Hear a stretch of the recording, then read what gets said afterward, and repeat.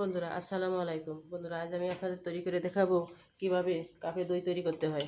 কাপে দই তৈরি করার জন্য আমি 1.5 লিটার দুধ নিয়েছি।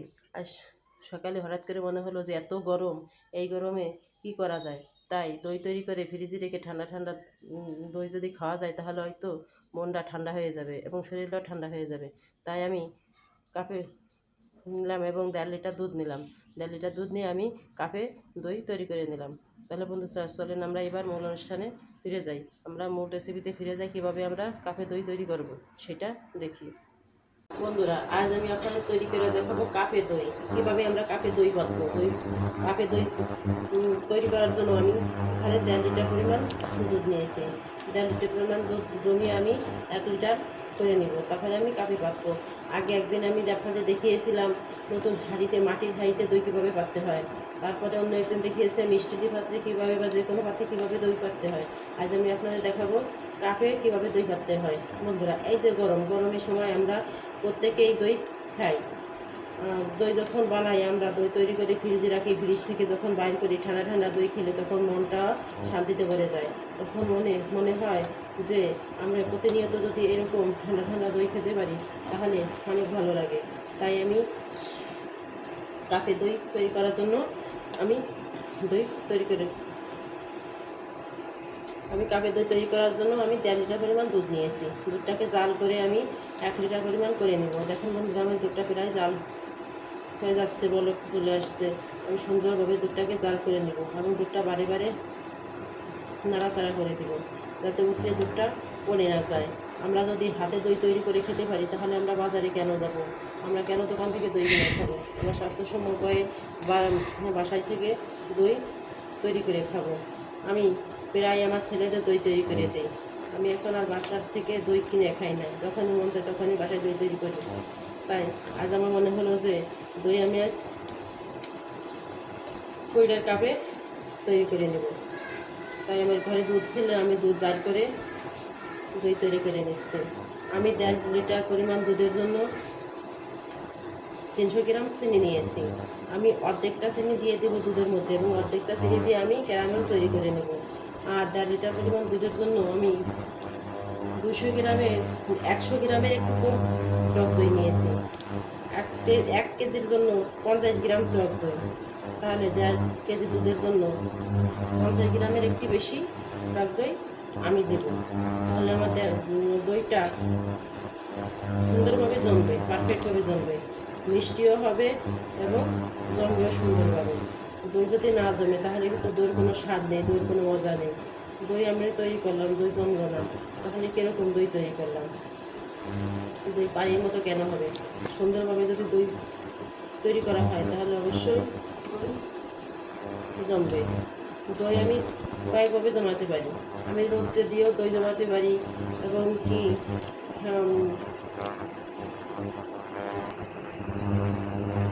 যে কোনো পাত্রে রেখে কাঁথা বা বিছানা চাদর দিয়ে বা পুরানো কাপড় দিয়ে ডেকে দই জমানো যায়। আবার চুলায় অল্প আঁচের সাহায্যেও দই জমানো যায়।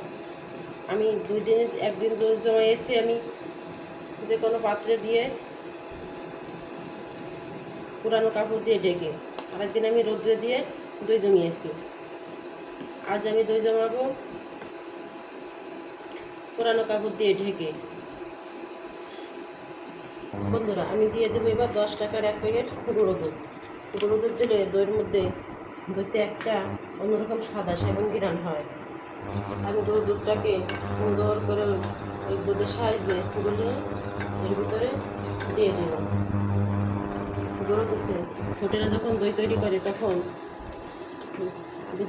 গরুর দুধের মধ্যে গুঁড়ো দুধ দেয়, তখন দইয়ের একটা অন্যরকম স্বাদ আসে, খেতেও খুব ভালো লাগে। বন্ধুরা গুঁড়ো দুধটা আমি দুধের মধ্যে দিয়ে দিলাম, সুন্দর করে এবার নাড়াচাড়া করে নেব। এবার আমি দিয়ে দিব চিনি। আমি 1.5 কেজি দুধের জন্য 300 গ্রাম চিনি নিয়েছি, তার অর্ধেকটা পরিমাণ আমি দুধের মধ্যে দিয়ে দেব এবং অর্ধেকটা পরিমাণ দিয়ে আমি ক্যারামেল তৈরি করে নেব। বন্ধুরা এই দইটা খেতে এতটা স্বাদ এবং এতটা মজা, আপনারা তৈরি করে না খেলে বুঝবেন না। যেমন হয় মিষ্টি তেমন হয় স্বাদ এবং খেতে খুবই মজা, মনে হয় যে সবসময় মুখে লেগেই থাকে।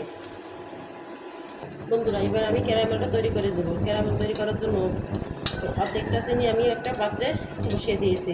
এবার আমি সুন্দর করে ক্যারামেলটা তৈরি করে নেব। ক্যারামেলটা তৈরি করে নিয়ে তারপর আমি এটা তৈরি করব। আমার ক্যারামেলটা হয়ে গেছে, ক্যারামেলটা আমি তৈরির মধ্যে দিয়ে দিলাম। দেখেন কত সুন্দর একটা কালার এসেছে। ক্যারামেলটা দিয়ে আমি সুন্দর করে নাড়াচাড়া করে নেব। বন্ধুরা দেখেন, ক্যারামেল দেওয়া পদ্ধতি কত সুন্দর একটা কালার এসেছে, একদম দোকানের মতন দইয়ের কালার এসেছে।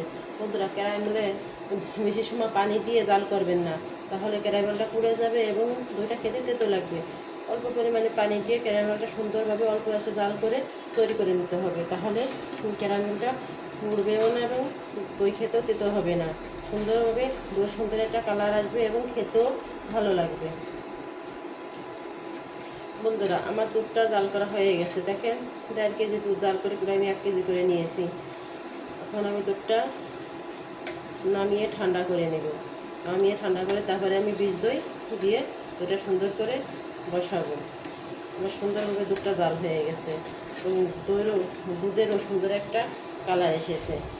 এত সুন্দর একটা কালার এসেছে, দেখেন একদম সুন্দর কালার। একদম দোকানে যে দই যে কালার আসে, আমার দুধেরও সেরকম কালার এসেছে। বন্ধুরা দেখেন, আমার দুধটা হয়ে গেছে। এখন আমি দুধটা নামিয়ে নেব। দুধটা নামিয়ে ঠান্ডা করে নেব। একদম সুন্দরভাবে দুধটা জাল করা হয়ে গেছে। পারফেক্টলি তৈরি করার জন্য যেরকম দুধ জাল করা প্রয়োজন, আমার দুধটা সেরকম হয়ে গেছে। ঠিক আছে বন্ধুরা, দেখেন কত সুন্দর হয়েছে। আমি 50 গ্রামের একটু বেশি টক দই নিয়েছি। টক দইটা আমি ফ্রিজ থেকে বাইর করে রেখে দিয়েছিলাম এবং পানি ঝরিয়ে নিয়েছি। এখন আমি এর মধ্যে যে দুধটা আমি জাল করে নিয়েছি, সেই দুধ থেকে একটু দুধ দিয়ে দেবো।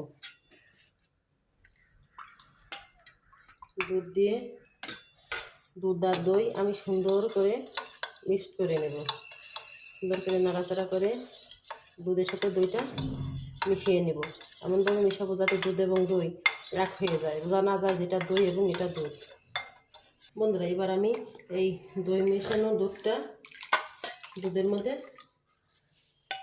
দিয়ে সুন্দর করে নাড়াচাড়া করে নেব এবং পুরো দইটা এই দুধের মধ্যে দিয়ে মিশিয়ে নেব।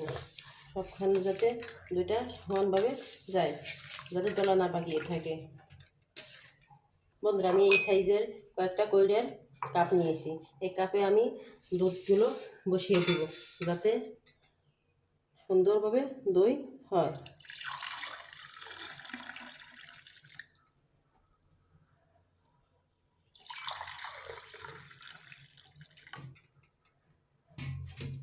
বন্ধুরা দেখেন, আমার এই কাপের 6 কাপ দুধ হয়েছে এবং 6 কাপ দই হবে।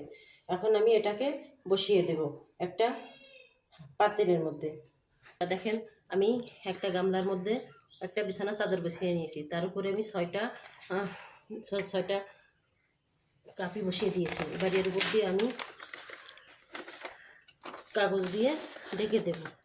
সুন্দর করে কাগজ দিয়ে ঢেকে দেবো যাতে আমি যখন উপরে ঢাকনা দেব এর ভিতরে না পড়ে। উপর দিয়ে সুন্দর করে কাগজ দিয়ে দিচ্ছি। এখন এর উপরে আমি এই সাইজের 3টা কাঠি বসিয়ে দিচ্ছি।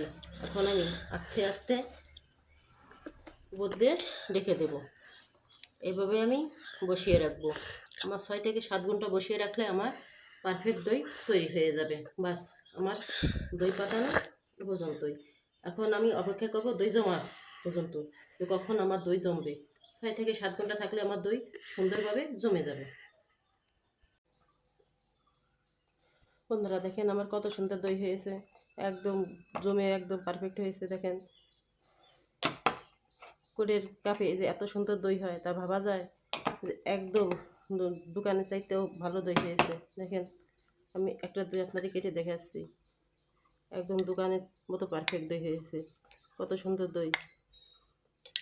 এরকম দই যদি আমরা বাসায় তৈরি করে খেতে পারি, তাহলে আমরা দোকানে কেন খেতে যাব। তাই আমরা প্রতিনিয়ত চেষ্টা করব বাসায় সবসময় দই তৈরি করার জন্য। আমরা যেভাবে দই তৈরি করেন না কেন, যদি দুধের মাপটা এবং টক দইয়ের মাপটা, চিনির মাপটা ঠিক থাকে, তাহলে অবশ্যই দই জমবে। দই কেন জমবে না?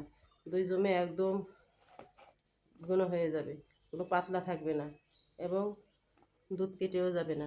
দইটা সবসময় পারফেক্ট হবে।